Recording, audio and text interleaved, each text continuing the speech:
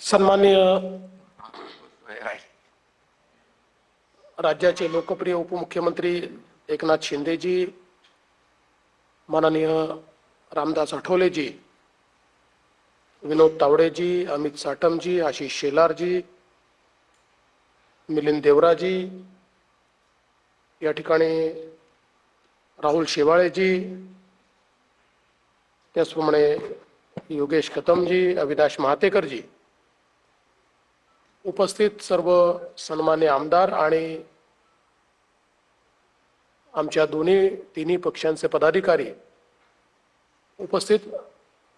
सर्व माध्यमकर्मी भगिनी आणि बंधूंनो, महायुतीचा वचननामा आज आपल्या समोर आम्ही प्रकाशित करतो आणि माननीय उपमुख्यमंत्र्यांनी या वचननाम्याचे सर्व हायलाइट्स आपल्या समोर ठेवले आहेत। गेल्या काही वर्षांमध्ये मुंबईकरांच्या जिव्हाळ्याच्या प्रश्नांना आम्ही केवळ हातच घातलेला नाही, तर त्या जिव्हाळ्याचे प्रश्न सुटू शकतात अशा प्रकारचा एक आत्मविश्वास हा मुंबईकरांमध्ये तयार केलेला आहे। आणि म्हणून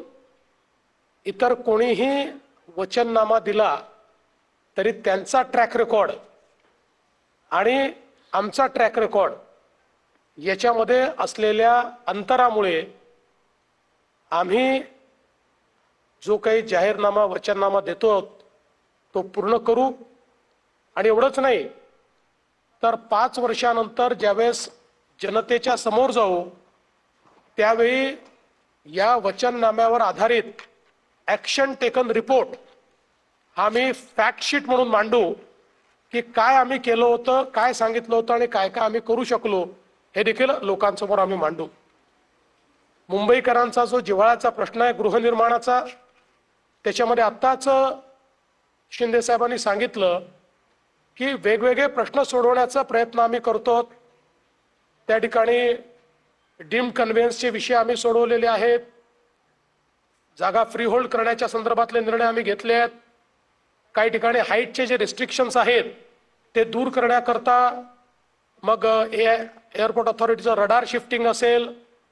किंवा वेगवेगळ्या प्रकारच्या परमिशन्स असतील, फनेल झोन असेल, यामध्ये देखील मोठ्या प्रमाणात आपण निर्णय घेतले आहेत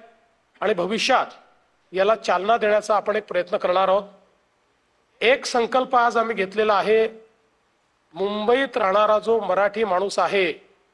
याला काहीही झालं तरी मुंबई सोडून बाहेर जावं लागणार नाही, मुंबईमध्येच